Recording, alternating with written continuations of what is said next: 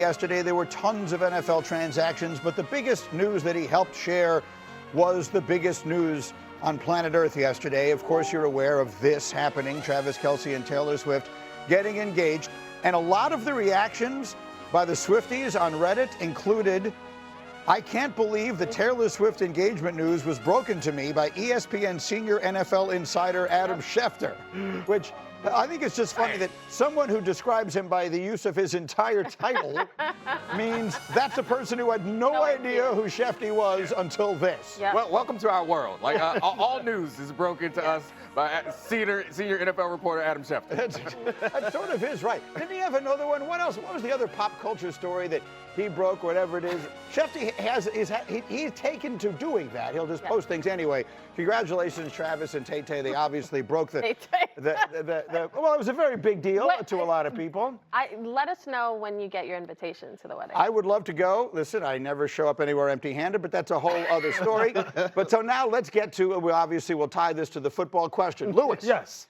Do we anticipate Travis Kelce gave her a lovely ring? Yes. Is that the only ring he has in his immediate future, or is there another one you could see him getting for himself in February? Chiefs, yes or no? Yes, I think they could. I think this football team's better. Their record. Goes without saying they could. No. If you have to pick one team right now, I'm picking the Chiefs. Yeah, look, I think their roster is better in 2025 than 2024. I think their record may be worse. They lost one game. Yeah. I think their record may be worse. But technically, they were 15-2, but their record may be worse. The roster is better. It starts on the offensive line. Look, I'm telling you, Josh Simmons is the guy who is going to change everything for this organization. It's that simple. It's the steal of the draft. It's the most impactful draft choice in this entire draft because it protects the number one player in the National Football League's blind side. And we saw what that looked like in the Super Bowl when you can't protect it.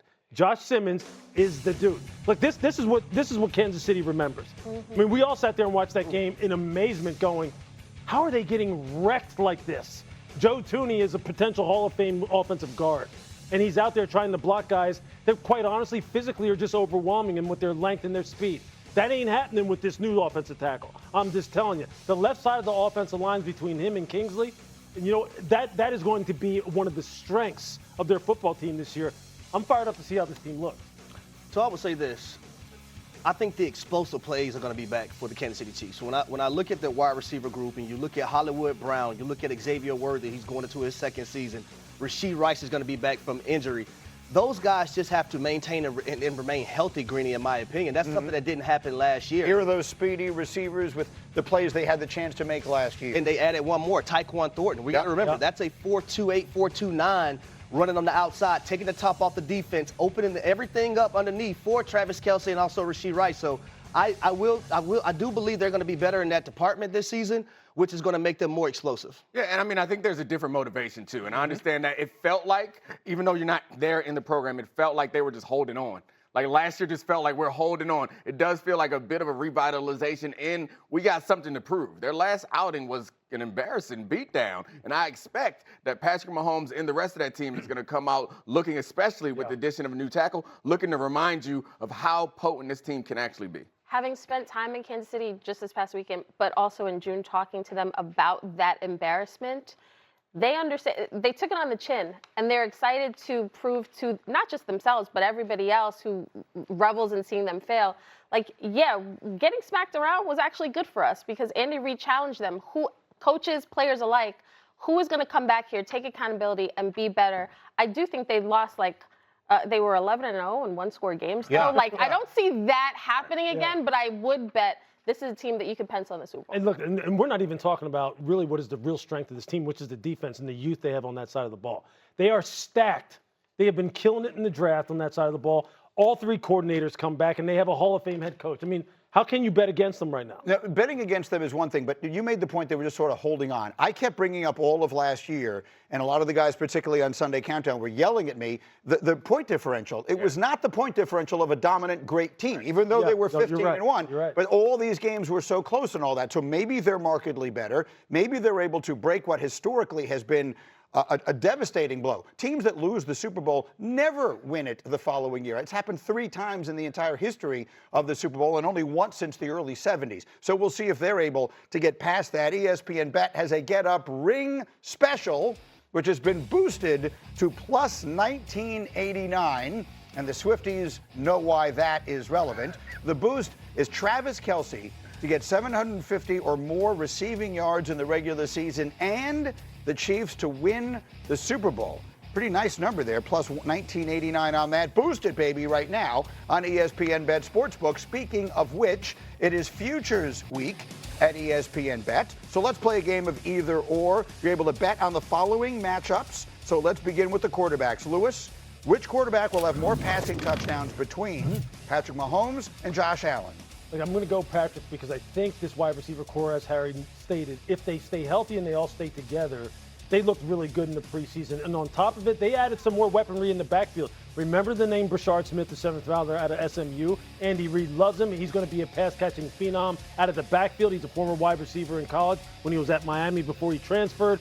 And Patrick has a point to prove. Harry, let's go to the running backs. Again, these are all bets you can make on ESPN Bet right now. Derrick Henry or Saquon, more rushing yards? Yeah, I'm going to go with Derrick Henry, and I think this is a person that's not talked about enough.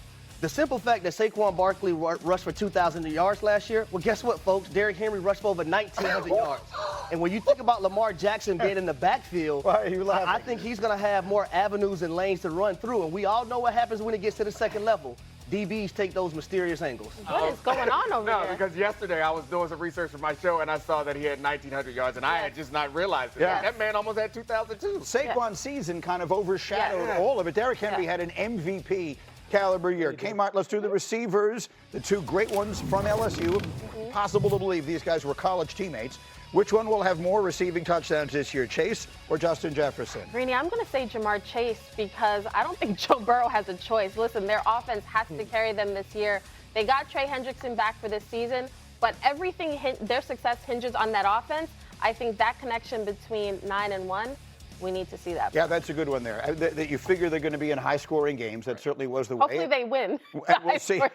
Well, I mean, they lost 4 of the 7 games last year in which they scored 33 points. But then on the other side, Jefferson is playing with the young and unproven quarterback that we will get to a little later. Meanwhile, we're going to get to some college next because the eyes of, or at least I was worried wasn't going to get done, and that's Trey Hendrickson in Cincinnati. And there's a theme there again, Greeny. We heard all summer how far apart these teams were, these sides were. And in the end, they reach a compromise that allows Trey Hendrickson to get a $14 million raise this season, which you don't ever hear about a player getting. He becomes an unrestricted free agent after this year. He can test the free agent market if the Bengals don't tag him, or even if they do. And the Bengals don't have to give him one of these $100 million guarantees on a multi-year deal because they're able to give him a $14 million raise for 1 year of work. Tannenbaum had a good day yesterday. I will pat you on the back so you don't have to do it. He said they should trade Kenny Pickett to the Raiders. They did that. We'll get to that a little bit later. You said they got to find ways for both sides to feel like they won a little bit on these hold-ins, if you will.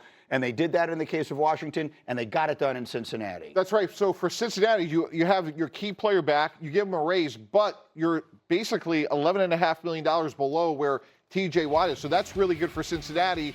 It's not ideal because you don't have him after this year. And Greeny, from Trey Hendrickson's standpoint, you just got a $16 million raise, and you didn't have to give up, a subsequent season. Adam and I were talking about it this morning. Roughly, it's about $34.5 million next year if they were to franchise Trey Hendrickson, which is more than what it would be otherwise. So to me, it's a win-win, and now you have a key player back. So this team was in contention to the final Sunday of the season because the offense was so good, but the defense was so bad, even with Hendrickson. And this preseason, for whatever that's worth, they've looked even worse. What is the ceiling in Cincinnati this year? Well, I mean, listen, because of their offense, they're capable of doing anything, but we have no idea what the Cincinnati Bengals